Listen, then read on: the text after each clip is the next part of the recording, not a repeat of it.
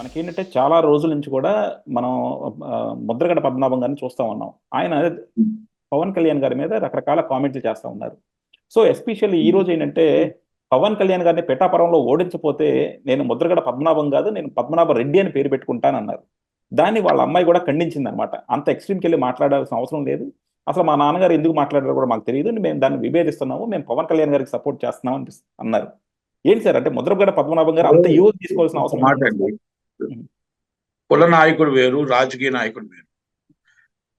కులాన్ని మనం ఒక కులాన్ని తీసుకొచ్చి ఒక రాజకీయాన్ని కలిపితే ఎప్పుడు కూడా కుల నాయకుడు కాలేడు.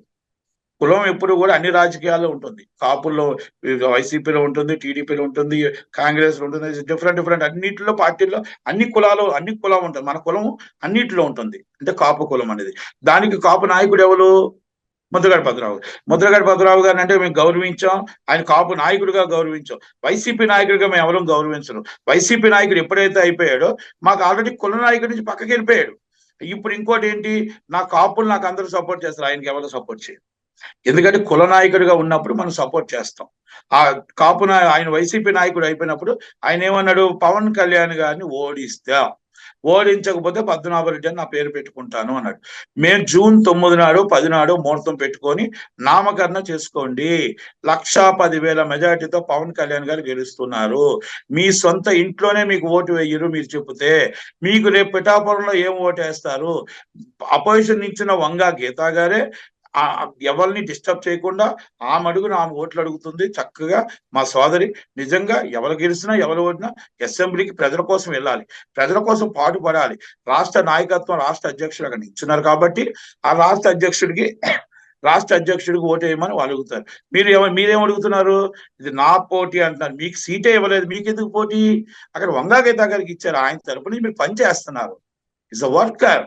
వైసీపీలో వర్క్ చేస్తున్నారు మీరు.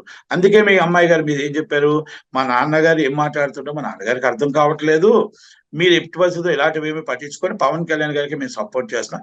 కుటుంబం కూడా రివర్స్ అయిపోయింది. మీరు రేపు ఉదయం ఏమిస్తారో తెలియదు కానీ మీరు బీసీలో చేస్తా 19 నుంచి తీసుకొచ్చి ఈ రోజు మీరు ఏ పార్టీలో నా పార్టీలో కలిపేయడమే తప్ప మమ్మల్ని ఏ రోజున బీసీలో చేర్చారా?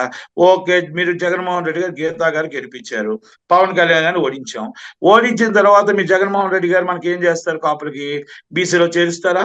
రేపు ఢిల్లీలో 9th షెడ్యూల్లో చేర్పిస్తారా? ఆ కెపాసిటీ మీకుందా? ఆ హామీ మీకు ఇచ్చారా? లేదు. అదే అదే పవన్ కళ్యాణ్ గారిని గెలిపించుకున్నాం అనుకోండి, పవన్ కళ్యాణ్ గారి దగ్గరికి మేము అందరం వెళ్ళి, నాయన మాకు బీసీలు చేర్చడానికి మాకు ఎప్పటి నుంచో అనుకుంటున్నాం, మా పిల్లల్ని బీసీలో చేర్చాలి మీకు. అలాగే మోడీ గారు వచ్చి ఏబీ వర్గీకరణ కోసం, ఎస్సీ వర్గీకరణ కోసం ఆల్రెడీ మందకృష్ణ మాదిగ గారికి మాట ఇచ్చి కమిటీ వేశారు.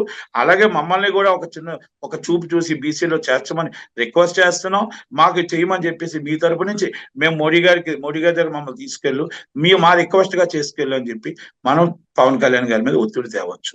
పవన్ కళ్యాణ్ గారిని ఓడిస్తే మనకేం సాధిస్తాం?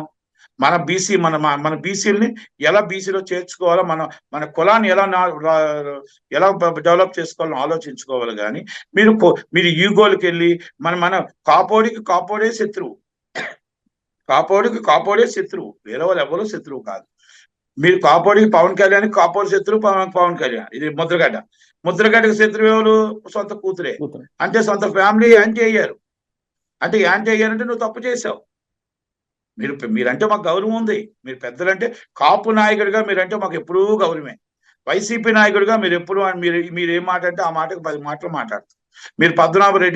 మీరు ముద్రగడ్డ పద్మనాభరెడ్డిగా పేరు మార్చుకొని జూన్ 9, 10 ముహూర్తాలు అయితే లేవు, ముహూర్తం వేసే చూసుకొని ఆ నామకరణం చేసుకోండి. 1,10,000 మెజార్టీతో పవన్ కళ్యాణ్ గారు గెలుస్తున్నారు.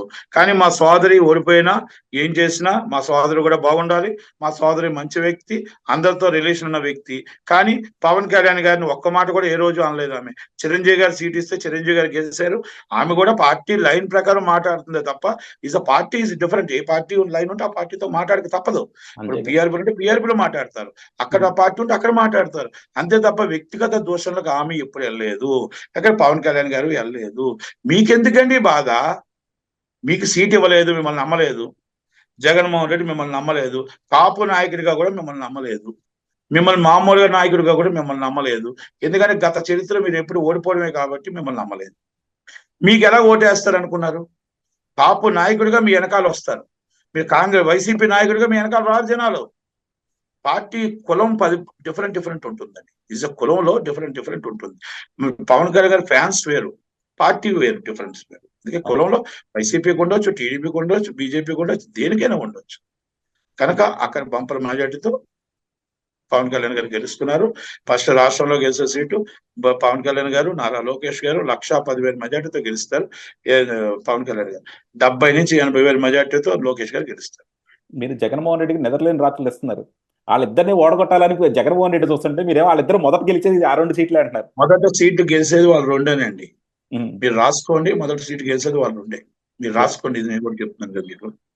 Okay, yeah, thank you sir, thank you very much అండి. థ్యాంక్ యూ అండి.